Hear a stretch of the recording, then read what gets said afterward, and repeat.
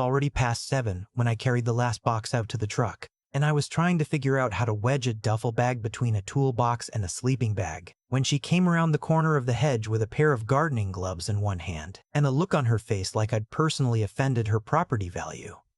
"You're actually doing it," she said. I hadn't really talked to Fiona more than a handful of times since she moved in next door 8 months ago. We'd waved across the driveway.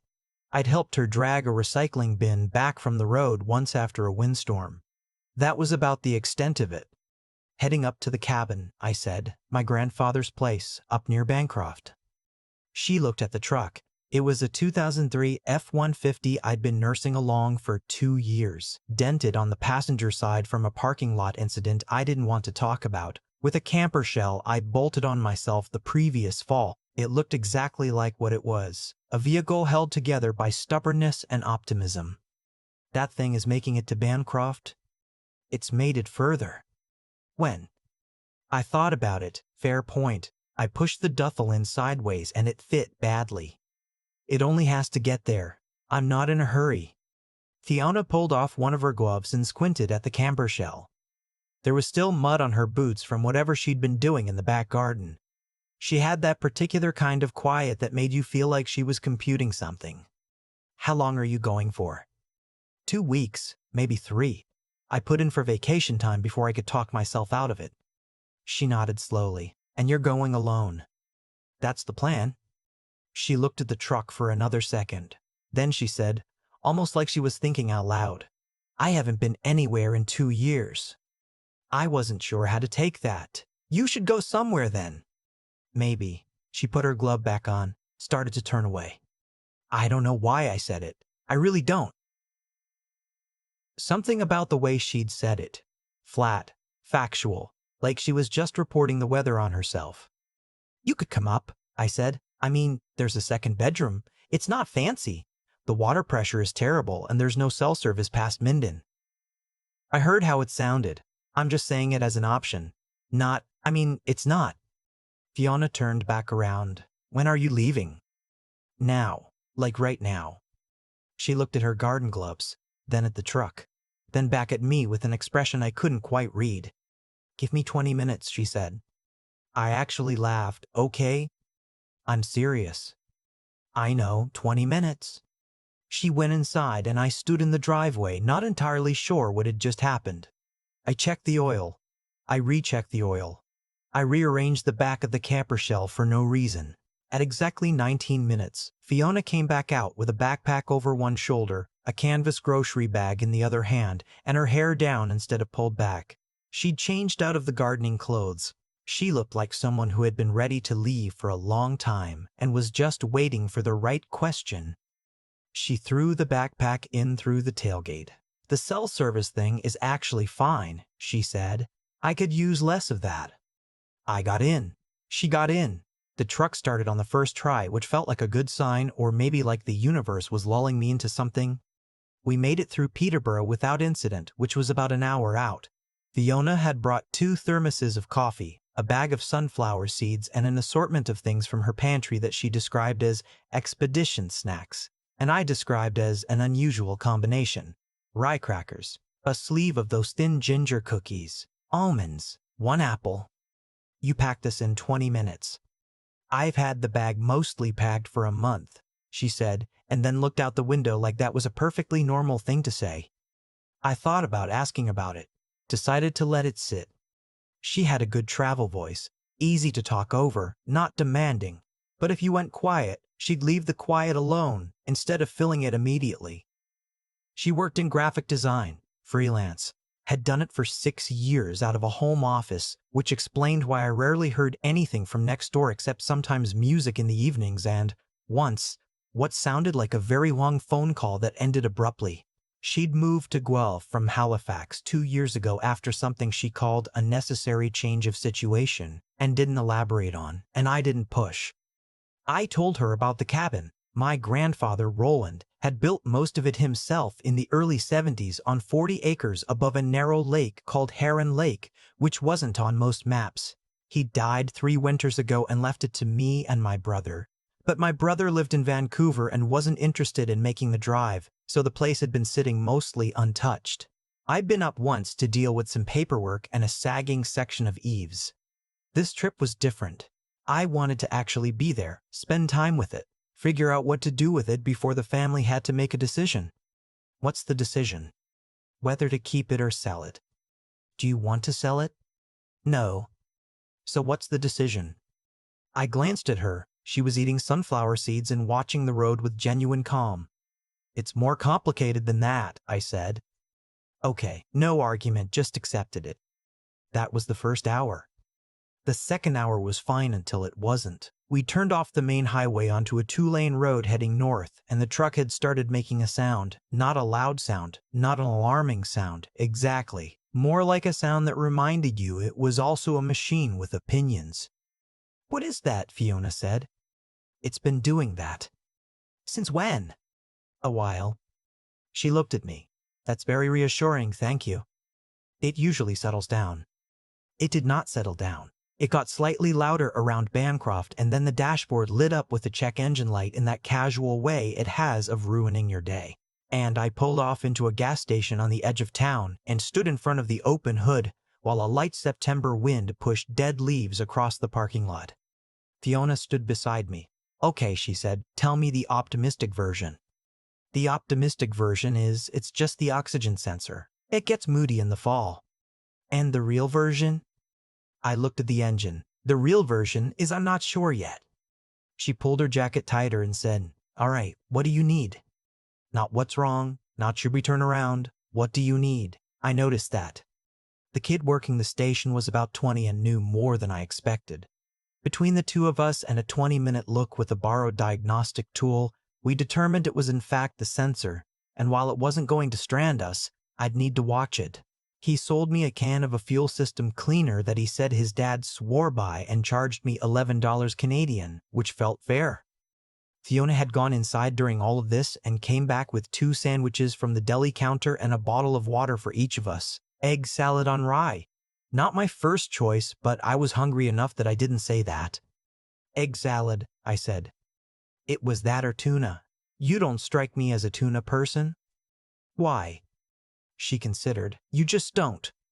We ate standing by the truck in that windy parking lot. A transport went past and rattled the gas station sign. The check engine light stayed off when I started it again, which was either a good sign or the truck's version of playing dead. We can still turn back, I said. Honestly, it's not a big deal. She got in and put her seatbelt on. Drive, she said. The cabin was another 45 minutes up a road that went from paved to gravel to something that required genuine attention. Trees came in on both sides, birch mostly, and the lake appeared in glimpses below the ridge before the driveway cut down through a stand of old pines. When I pulled up in front of it and got out, the first thing I heard was nothing. No traffic, no hum of appliances. Whined through the trees and a crow somewhere down the lake, and that was it. Fiona got out and stood very still for a second. Okay, she said. I understand why you wanted to come here. The cabin was old. That was the honest word for it. 2 bedrooms, 1 bathroom, a kitchen that hadn't been updated since roughly 1989, a wood stove in the living room, and a porch that wrapped around the south side and looked out over the water. My grandfather had built it to last, and it had, but it had also accumulated 30 years of deferred maintenance and the particular kind of tired that comes from sitting empty too many winters. The water pressure, as promised, was terrible. The kitchen faucet delivered a thin, optimistic stream that suggested good intentions without any follow-through. One of the bedroom windows had a crack sealed with weather-stripping tape. The porch screen had a long tear in it from some animal I didn't want to think about too carefully. Fiona did a quiet walk-through while I brought in the gear. I found her in the kitchen studying a water stain on the ceiling with the focused expression of someone who has done renovation research before. Roof, she said. Eaves. I had someone look at it 2 years ago. They said it was stable. A Canadian noise that commits to nothing. We made dinner that first evening from the groceries I'd brought. Pasta, jarred sauce, a bag of pre-washed salad that had survived the drive better than expected. Fiona found a bottle of red wine in a kitchen cabinet that had probably been there since the Obama years, and poured 2 glasses without asking. It was not good wine. We drank it anyway. She asked about my grandfather. I told her stories. Roland driving a snowmobile to the hardware store in town because his truck wouldn't start. Roland arguing with the municipality about a property line for 11 years and eventually winning. Roland making the same fish chowder every Friday for 40 years because he said consistency was underrated. I hadn't talked about him this much in a long time. Somewhere in there I realized I was talking like someone who missed a person, not just a place. Fiona listened without performing listening. She didn't nod at intervals or say, in the right places. She was just present. Eyes on me, actually there. He sounds like someone who knew who he was, she said. Yeah, I thought about that. I think he did. That's rarer than people think. She said it without looking for a reaction, so I let it settle instead of answering. We went to bed at a reasonable hour. The cabin creaked in the way old wood does, settling and complaining and working out its issues. I lay in my grandfather's old bedroom listening to it, and felt, for the first time in a long while, something close to still. The next day started well. We hiked the back 40 in the morning, crossing the creek on a log bridge Roland had laid down decades ago, and which seemed to be held in place by belief alone. Fiona was a good hiker, steady, not competitive, not making a performance of it. She stopped to look at things, a cluster of mushrooms on a fallen trunk, the place where the creek widened into a shallow pool and you could see the bottom clear as glass. She took pictures on her phone. She downloaded offline maps before we left, it turned out, because I'm not a total disaster, and didn't share them with me or comment on them, just took them for herself. Coming back down the ridge, we found the water heater had stopped working.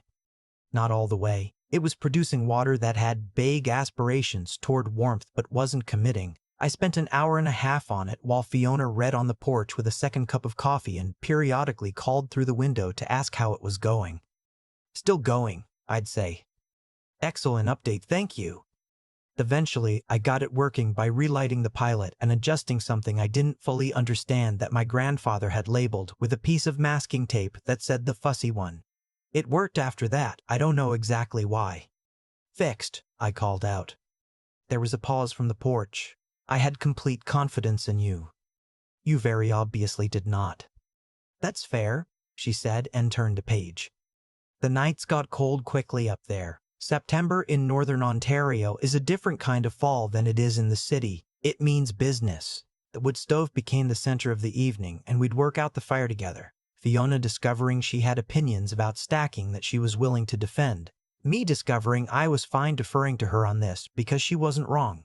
We ate simply, talked more, talked less sometimes, which was its own kind of comfort. On the third evening she told me about Halifax. Not everything, just some of it. She'd been with someone for 4 years, a man named Adrian, who she described carefully, like someone choosing words that were accurate without being cruel. He was good on paper. He was attentive in the ways that were easy to measure and absent in the ways that were harder to name. She'd left, driven across the country with 2 suitcases and a cat that didn't survive the move. Not dramatically, just old age. 2 months after she'd arrived in Guelph, which meant she'd grieved the cat and the relationship and the city all at once in a house where she didn't know anyone. I thought starting over would feel like freedom, she said. She was looking at the fire. It does eventually, but first it just feels like starting over. I didn't try to fix that. Just let it be true. The garden helps, she added, having something to tend, something that responds. I thought about my grandfather in that cabin, stubbornly replanting the same vegetable beds every spring into his 80s.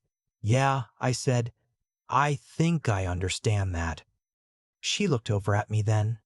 The fire did whatever fire does to a room, everything warmer and less certain at the edges. Why'd you invite me? She said. Actually, I thought about the diplomatic answer, chose the other one. Because you looked like someone who needed to leave, I said, and I was already leaving. She held my gaze for a moment. Then she looked back at the fire. That's the most honest thing anyone said to me in about 2 years, she said, which is either a good sign or a terrible one. I'm hoping good. Me too. On day 5, we drove into Bancroft for supplies, propane for the burner, bread, cheese, whatever looked good in the produce section of the one grocery store. It's a small town, practical, the kind of place where people say good morning and mean it. We walked around a bit after, got coffee at a diner on the main street. Fiona found a second-hand bookshop and was inside for 40 minutes. I sat on a bench outside and watched the street and felt, oddly, no particular desire to be anywhere else. She came out with 3 paperbacks and a look of satisfaction. "Good finds?" I asked. "A Margaret Atwood I've been looking for, a mystery I've never heard of that looked promising, and one I bought just because it had a good spine." "You buy books based on their spines. Doesn't everyone?" On the drive back, she fell asleep in the passenger seat for maybe 20 minutes, head tilted against the window, one hand still holding the Atwood in her lap. I kept the radio off. When she woke up, she didn't make a production of it, just came back to herself quietly and picked up the thread of the conversation we'd been having before, about whether it was possible to truly love a place, or only your memories of it. "Both," she said, like she'd had the answer the whole time and was just returning from a brief errand. The last few days shifted in a way I couldn't have explained at the time. Something became easier. The space between us contracted, not dramatically but unmistakably. The way two people gradually stop performing their own casualness and just become casual. She started coffee in the mornings before I was up. I started dinner without being asked. We argued mildly about the right way to start a fire, and whether the mystery novel she'd bought was actually good or just fine, and whether Bancroft's one diner had better pie or better coffee, and the arguments went nowhere and didn't need to.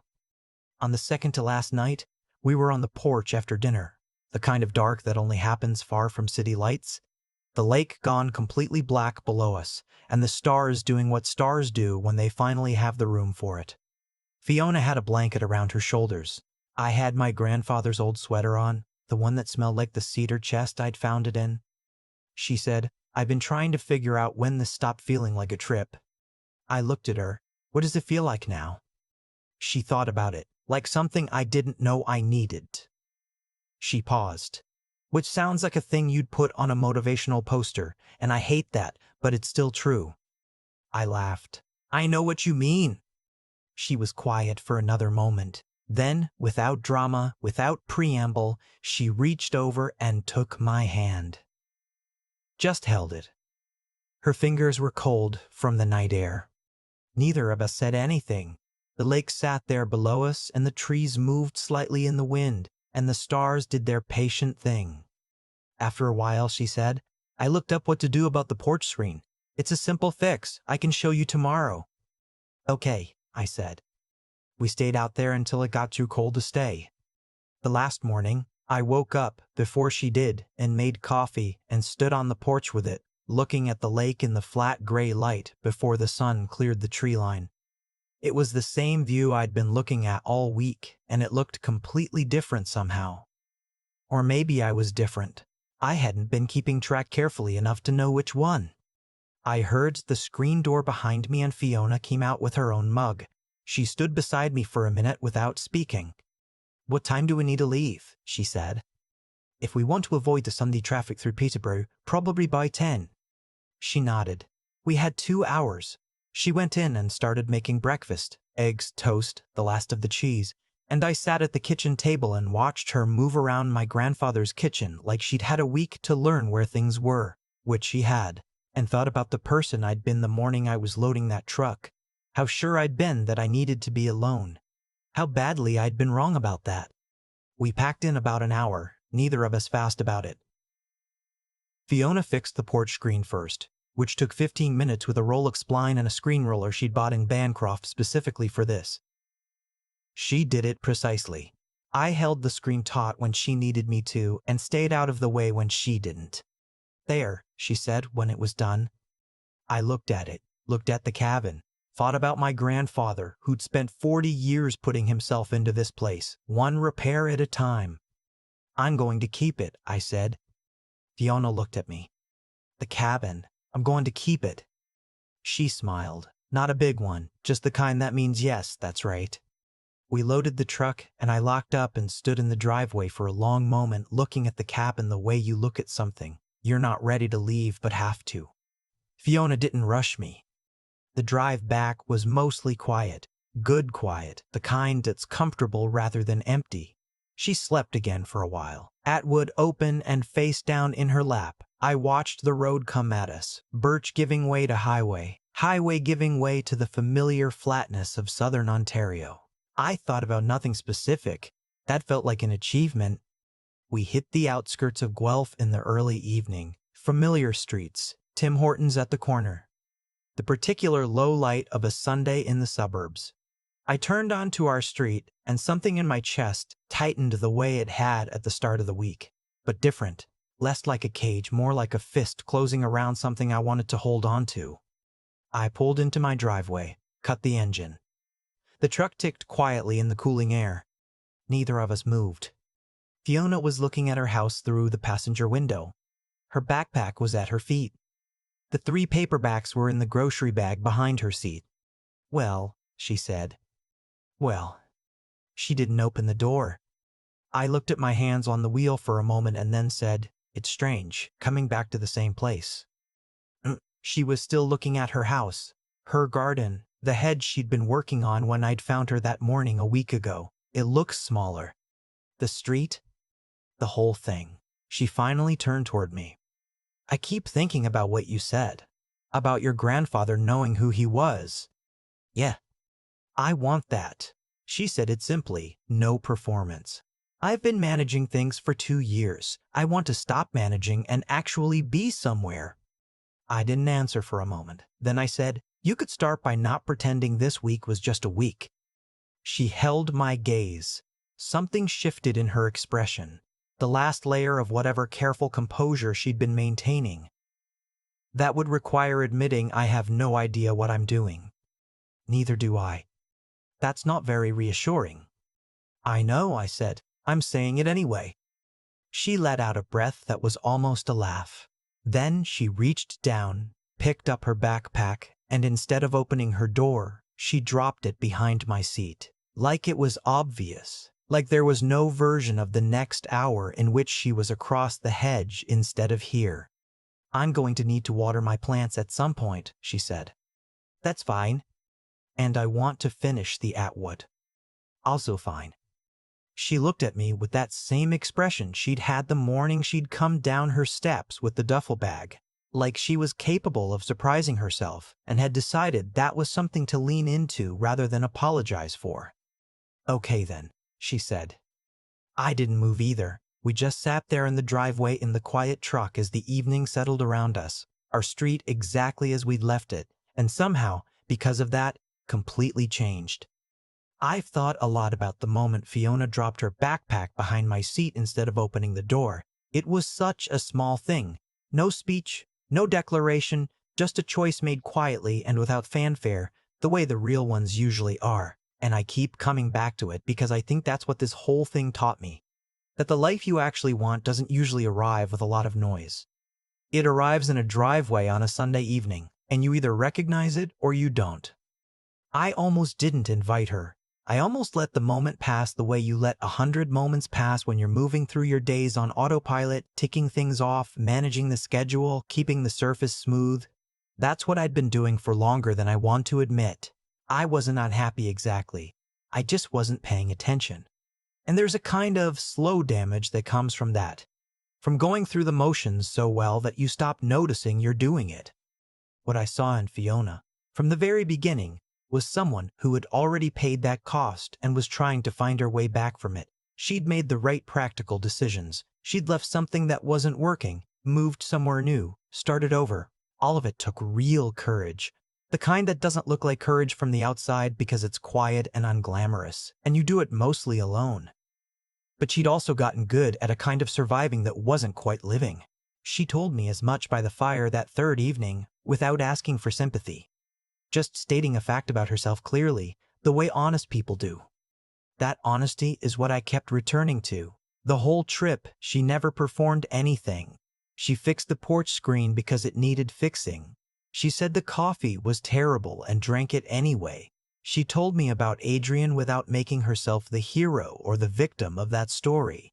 There's a kind of integrity in that, in seeing your own life without flinching and still choosing to show up for it. I think that's what drew me to her before I even knew I was drawn to her. She had the particular dignity of someone who'd been through something and come out of it still willing to be honest. And then there was the stubbornness. The truck made a questionable noise somewhere north of Bancroft, and she didn't suggest turning back. The water heater was being difficult, and she sat on the porch reading and periodically asking if I was still alive in there. The nights got cold, and the cabin was imperfect, and nothing was easy, and she found a way to be present for all of it without pretending it was more romantic than it was. I think that's what resilience actually looks like up close, not grand gestures, but the small daily refusal to give up on where you are. My grandfather Roland built that cabin one summer and kept fixing it for 40 years. He never finished, not really. There was always something needing attention, and I think he understood something I'm only starting to understand now, that the point isn't to arrive somewhere finished. The point is to keep showing up for the thing you've decided matters. I'm keeping the cabin, and I'm not letting Fiona water her plants alone.